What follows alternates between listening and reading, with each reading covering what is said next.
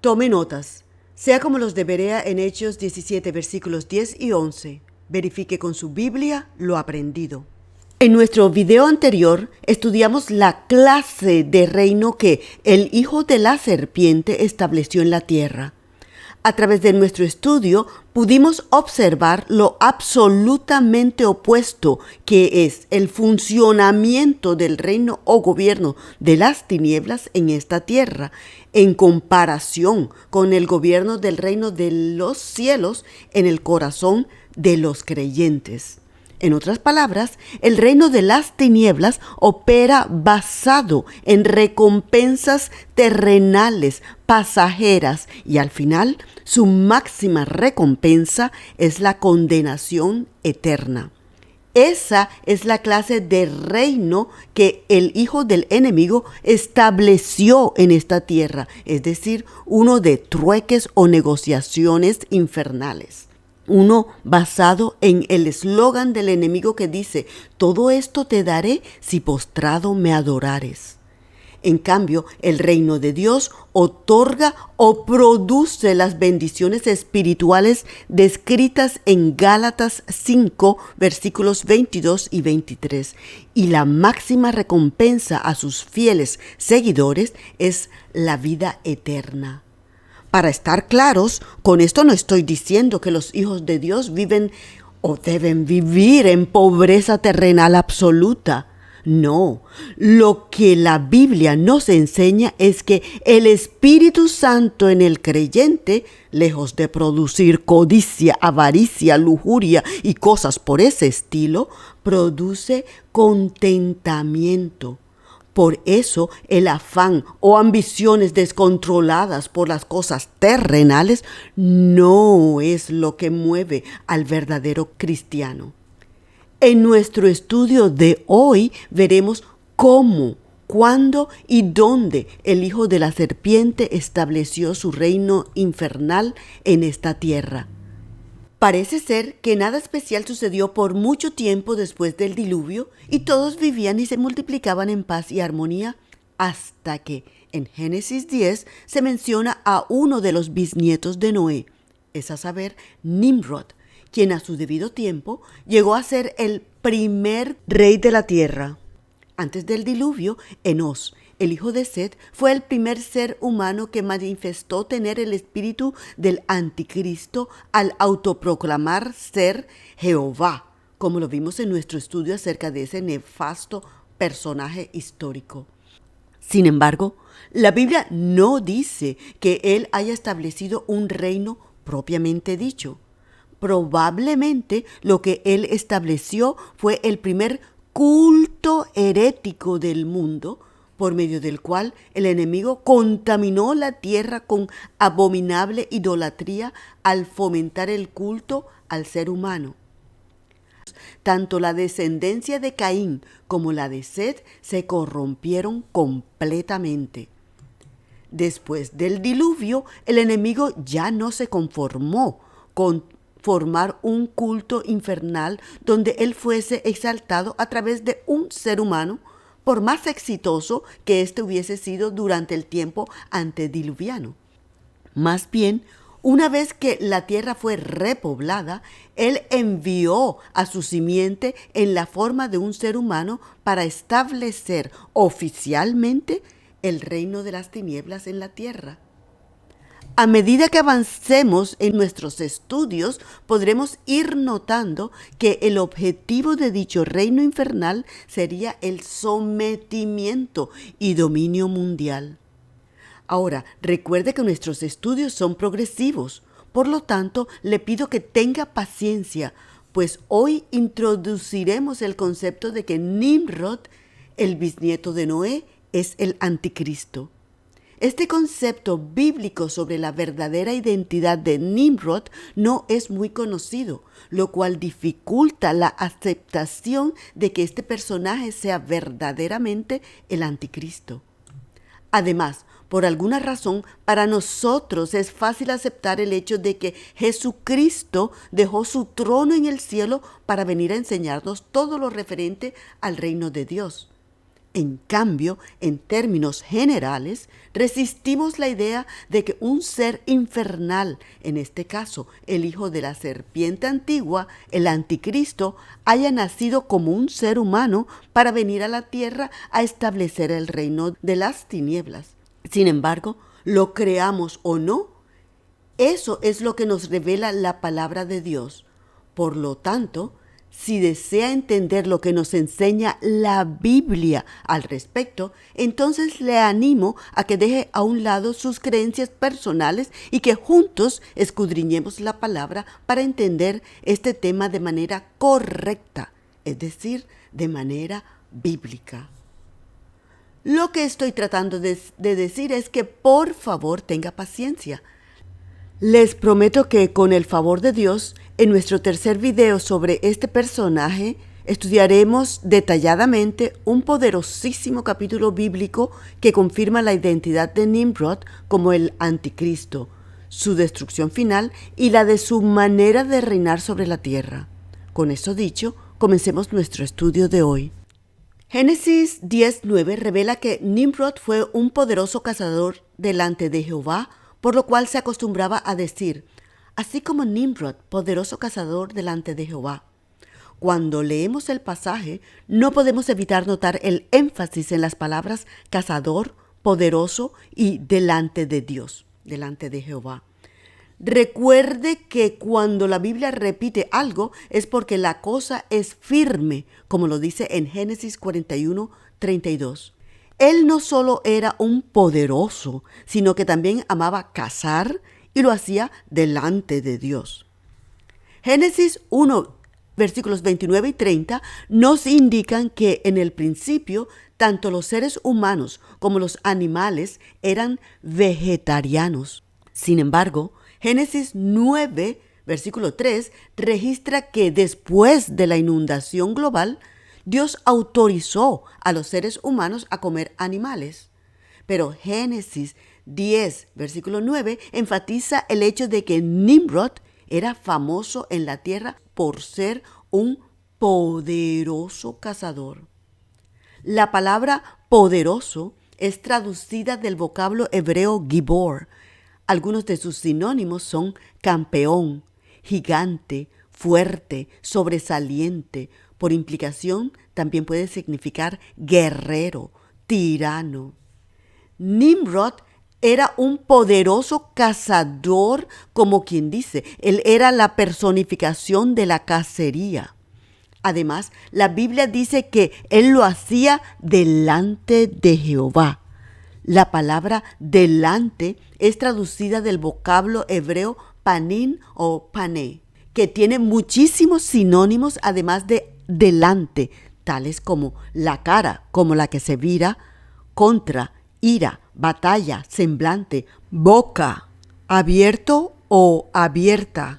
Los sinónimos de la palabra delante nos revelan a una persona en batalla contra Dios, es decir, desafiante, lleno de ira contra el Altísimo y con la boca abierta en desafío contra Dios, es decir, blasfemo. Y si no temía a Dios, mucho menos temía a los hombres. Cuando combinamos los sinónimos de la palabra traducida poderoso con los sinónimos de la palabra delante, llegamos a la conclusión indubitable de que Nimrod era un cazador fiero y tirano con su semblante enfurecido contra el Señor, es decir, con odio hacia Dios, por lo cual hablaba de manera iracunda y blasfema contra el Altísimo. Él cazaba y mataba a los animales personalmente, de manera excesiva e inmisericordia, en desafío contra Dios. El diccionario de la Santa Biblia registra que el nombre Nimrod significa rebelde. Nimrod, la simiente de la antigua serpiente, fue un cruel e inmisericordia cazador, con absoluta falta de empatía por lo que tiene vida y con un apasionado odio por Dios, que vino a hacer la voluntad de su Padre. Como el propósito de Satanás y su simiente es el dominio y sometimiento mundial, ¿Qué mejor manera de hacerlo que a través de los gobiernos terrenales? Con ese objetivo, Satanás envió a su simiente y lo primero que Nimrod hizo fue asegurarse de construir su primer reino físico, terrenal, desde donde él adoctrinaría personalmente al mundo conocido hasta entonces en cuanto a la manera de reinar según su imagen, es decir, conforme al reino de las tinieblas. Ese primer reino mundial estaba conformado por 8 ciudades ubicadas a lo largo de Mesopotamia. Génesis 11:4 y también el capítulo 10, versículo 10, registran que la ultraidólatra pagana y hereje Babel o Babilonia y la corrupta Nínive fueron 2 de sus ciudades. Babel o Babilonia fue una de las principales ciudades de Nimrod y fue la misma ciudad donde los hijos de los hombres, bajo el liderazgo de Nimrod, comenzaron la construcción de la infame Torre de Babel en la tierra de Sinar. En Nínive se han encontrado las ruinas de varios templos a la diosa Ishtar, también conocida como Acera, y entre los griegos se le conoció como Afrodita. Esa era la diosa del amor, del sexo y de los asuntos de guerra. Otra ciudad del reino de Nimrod fue Akkad, donde se encontró el sello del cilindro de Adán y Eva que data del siglo XXII a.C. Algunos interpretadores sugieren que las figuras más bien representan a una escena de adoración a un dios con cuernos a la derecha y al adorador a la izquierda, además de un árbol simbólico con una serpiente. Actualmente, el cilindro se encuentra en exhibición en el Museo Británico. El primer reino mundial, constituido por un total de 8 ciudades, no estaba hecho precisamente de chocitas o carpitas, pues Génesis 11:3 revela que ellos utilizaron ladrillos y asfalto.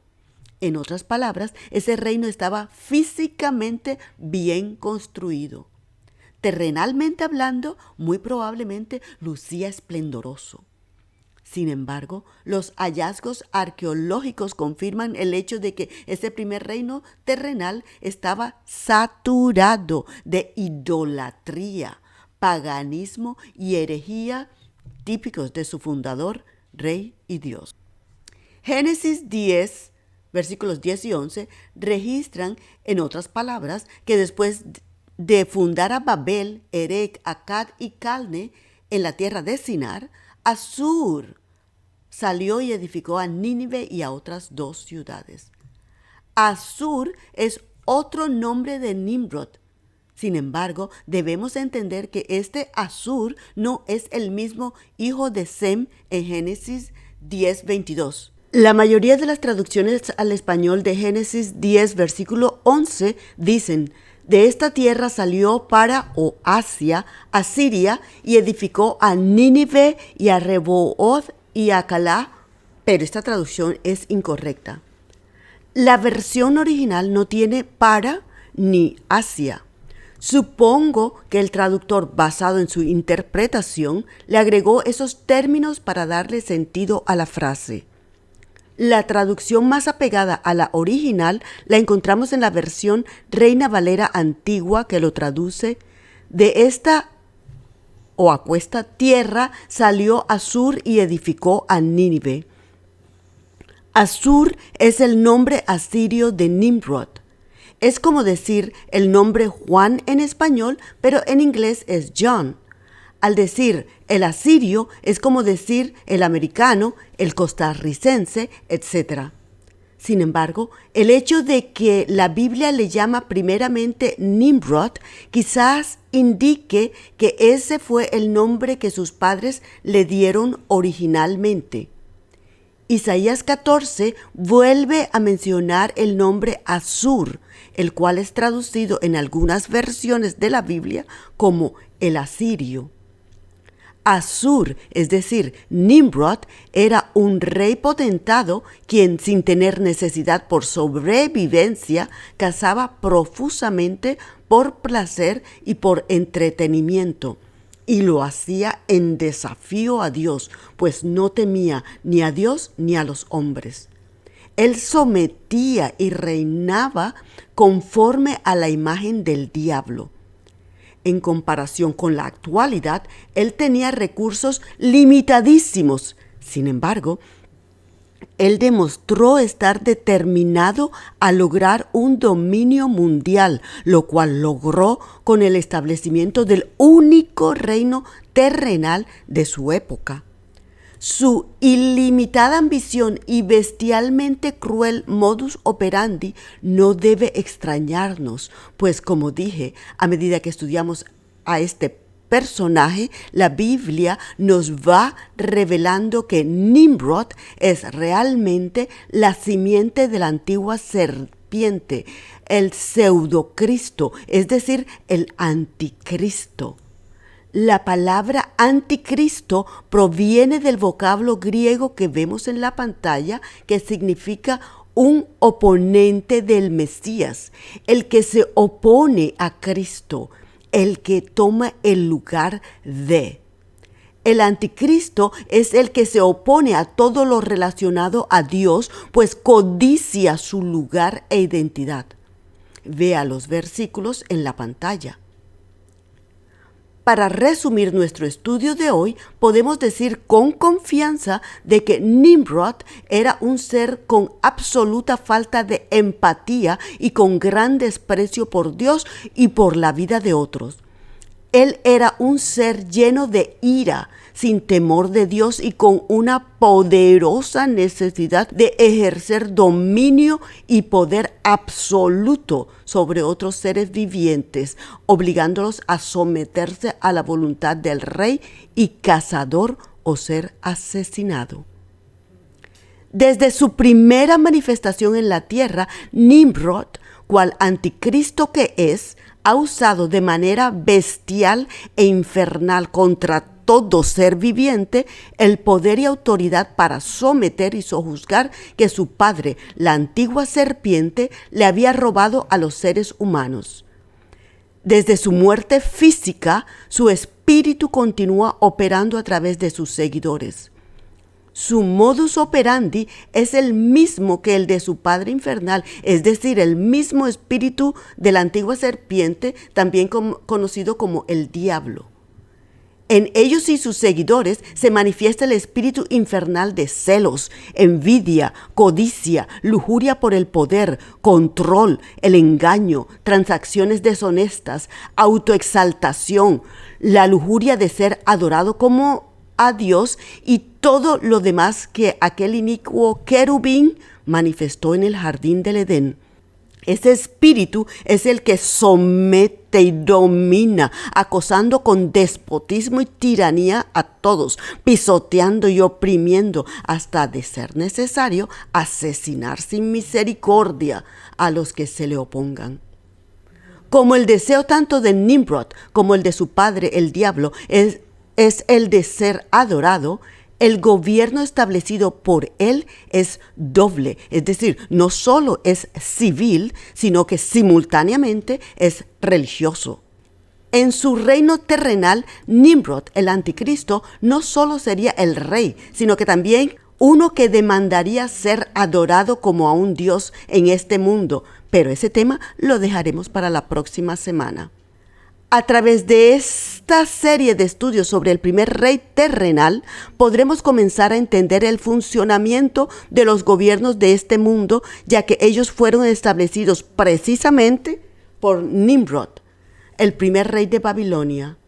Su clase de gobierno terrenal, insaciable en su afán por dominar y someter a las gentes a través de sus leyes, tanto judiciales como religiosas, nos sigue afectando a todos los humanos y lo seguirá haciendo hasta la segunda venida de Cristo.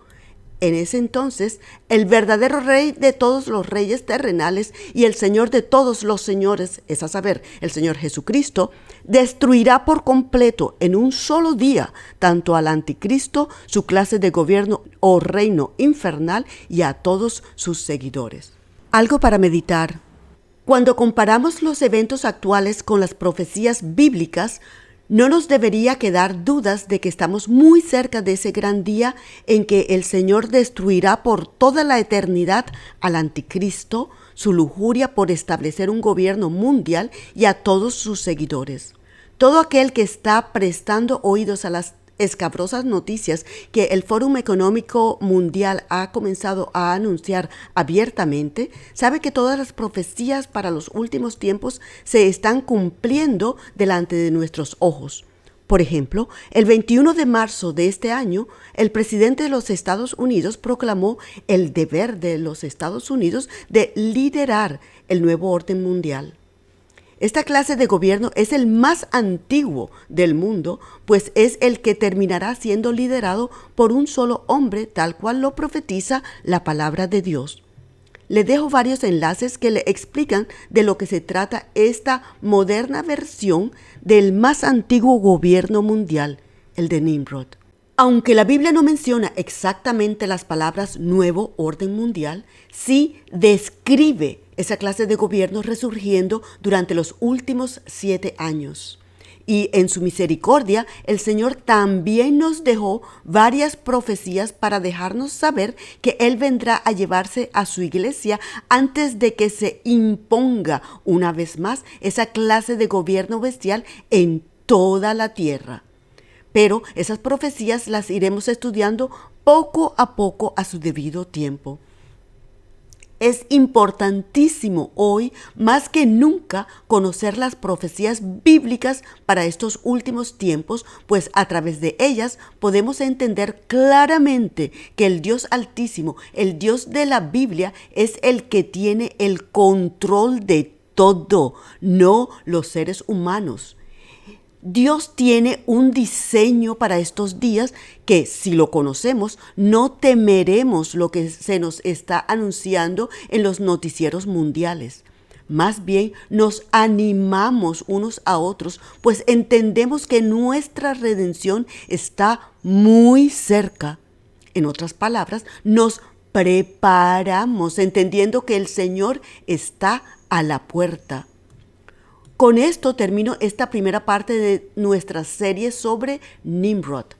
No se pierda nuestra próxima sesión cuando estudiaremos la parte religiosa del gobierno nimródico, como le llamo a veces por falta de un mejor término. No olvide chequear los enlaces que le dejo para que usted saque sus propias conclusiones. La idea no es que nos asustemos, sino que nos preparemos, pues como dije, nuestra redención está más cerca de lo que nos imaginamos. Hasta entonces, manténgase conectado con Dios a través de sus oraciones y el estudio de la palabra de Dios. Bendiciones.